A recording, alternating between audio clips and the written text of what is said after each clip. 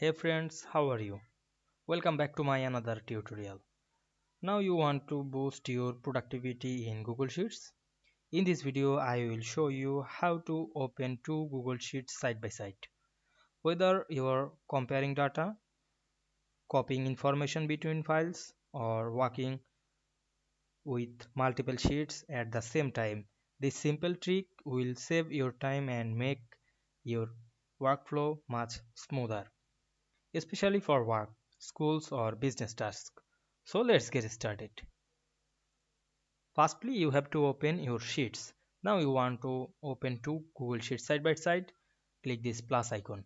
You can open your sheet, go to the Google Sheet app, and here many data. Now we can see here my annual budget sheet. Now I am click this annual budget tab and move it down, and we can see here side by side. Now I am maximize the tab, then open the tab on side by side.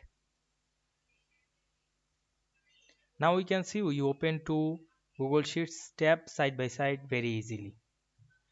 I hope you understand this process.